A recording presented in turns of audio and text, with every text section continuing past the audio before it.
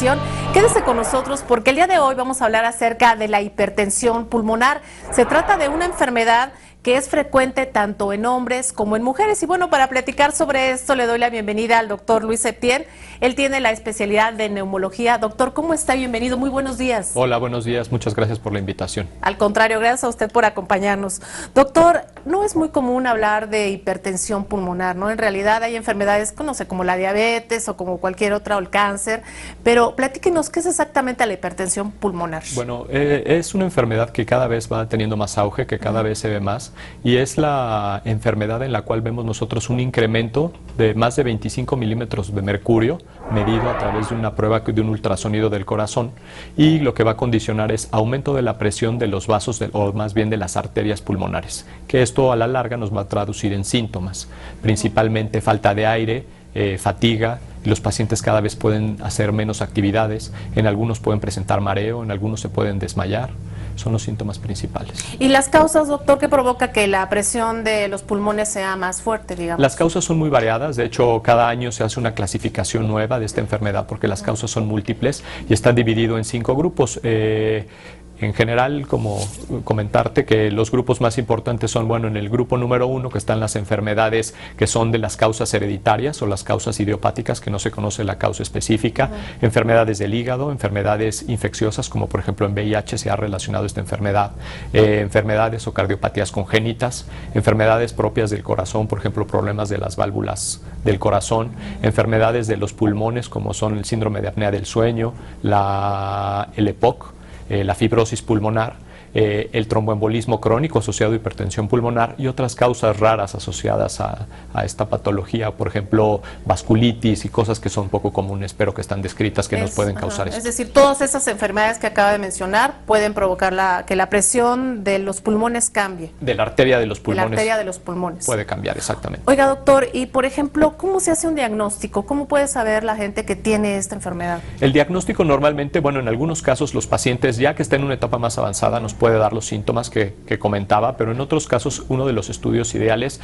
es el ecocardiograma, el ultrasonido del corazón, porque este estudio nos permite evaluar en forma directa qué tan aumentada está la presión de la arteria del pulmón. Se puede hacer una medición en algunos casos precisa, que nos va a ayudar a detectar y ya a correlacionar los síntomas que puede llegar a tener el paciente. Oiga, entonces en todos los casos puede ser causada por un trombo que llega a los pulmones, por un coágulo, o no en todos los casos? No en todos los casos, esa es una causa específica, esa está dividida en el grupo 4 de estas enfermedades, pero sí, eso puede suceder en los casos en los que existe la formación de un coágulo, y si ese coágulo no se disuelve adecuadamente, puede quedar el paciente con hipertensión pulmonar asociado a algo que se llama tromboembolismo crónico. ¿Y cómo puede ser que un trombo, un coágulo, llegue hasta los pulmones?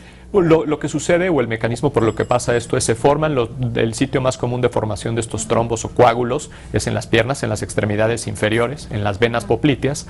Se forma ese coágulo y en algún momento se desprende, viaja por el torrente sanguíneo a través de la vena cava y llega a los vasos pulmonares, llega a las arterias pulmonares y tapa la arteria.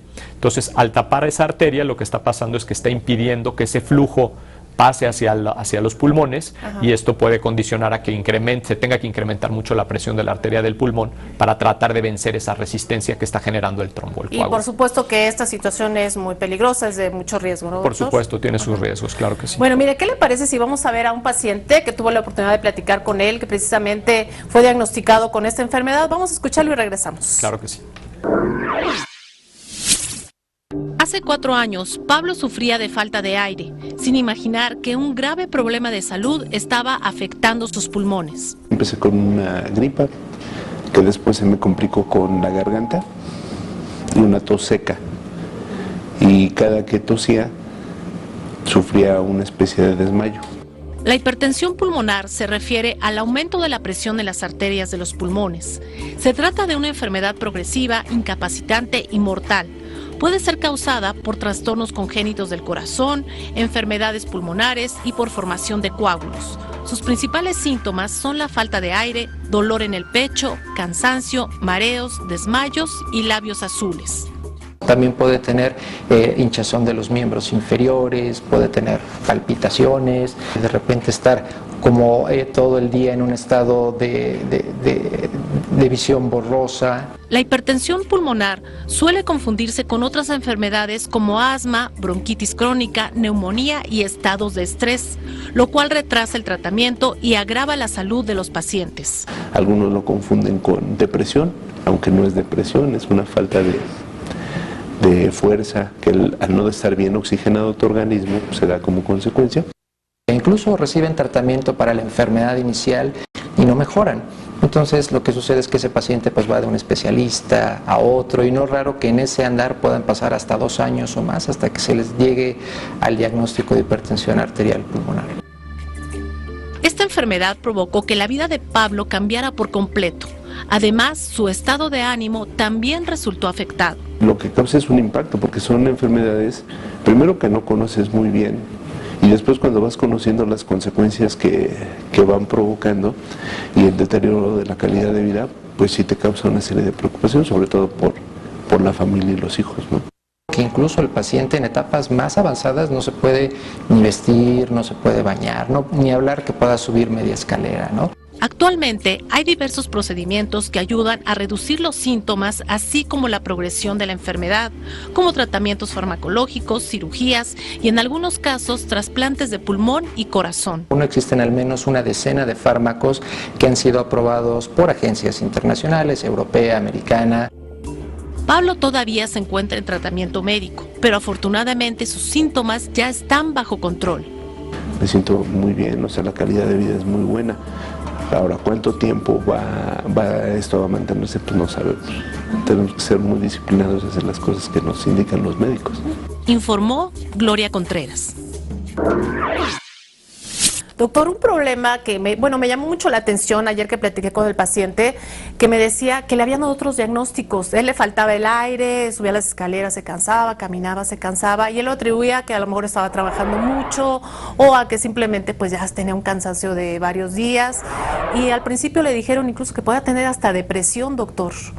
¿Con qué otras enfermedades se confunde la hipertensión? Esto es algo interesante porque uno de los problemas es que no siempre se diagnostica, a veces los síntomas no son específicos. Los síntomas que da esta enfermedad pueden ser muy, muy inespecíficos y dar, por ejemplo, falta de aire, fatiga y eso que lo podemos asociar a muchas otras enfermedades. Claro. Como decías, se puede confundir con EPOC, se puede confundir con asma, se puede confundir con síndromes de fatiga crónica, con depresión, con insuficiencia cardíaca, con cualquier enfermedad que pueda presentar estos síntomas, los pacientes se pueden confundir. Por eso es importante hacer una evaluación adecuada con los diferentes estudios para poder decir qué es lo que le está sucediendo realmente al paciente, ¿no? Normalmente estas enfermedades pues no las ve cualquier médico. ¿Quién tiene que ser, doctor? Esto normalmente lo ven los especialistas. Lo ideal es, si un médico logra detectar o está detectando que un paciente tiene niveles de oxigenación baja, que tiene falta de aire o que se está fatigando, lo mejor es enviarlo ya sea a un cardiólogo, a un internista, a un neumólogo, que son los que normalmente vemos este tipo de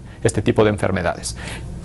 Porque yo me pongo a pensar, imagínense qué peligroso tener un trombo en alguna parte del cuerpo y que te digan, bueno, usted tiene asma, e incluso les dan tratamiento para un periodo prolongado sobre asma. Imagínense nada más lo que puede suceder en cualquier momento, porque también he escuchado, doctor, no sé si sea verdad, que hay trombos que están, por ejemplo, en las piernas y suben hasta el pulmón, pero eso puede ser en un solo día o en horas y ahí la persona pierde la vida, ¿no? Prácticamente. Puede ser, cuando son tromboembolias masivas, eso es lo que sucede. Sin embargo, también está el otro lado de la moneda. Hay casos en los que puede desprenderse un trombo y el paciente no tener síntomas o compensarlo, y esos son los casos que pueden evolucionar hacia la tromboembolia pulmonar crónica. Casos en los cuales ese trombo se formó, nunca se disolvió, y cuando le está dando al paciente estos síntomas es cuando ya está más grave, más delicado.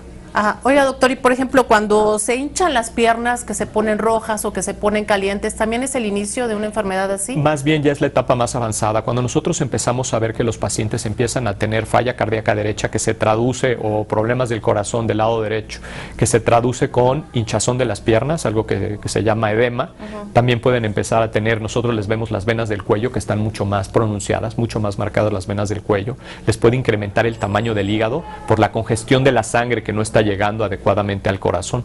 Eso es cuando un paciente tiene eso, significa que ya está en una etapa más avanzada de la enfermedad y que seguramente la hipertensión pulmonar ya le condicionó insuficiencia o falla cardíaca.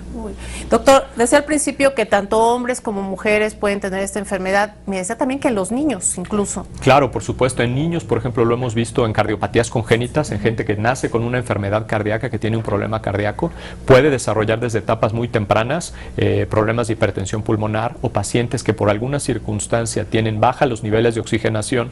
Este estímulo de baja de oxigenación puede condicionar que aumente o se incremente la presión de la arteria del pulmón. Muy bien. Te invitamos a seguir cuestionando la información con los siguientes videos.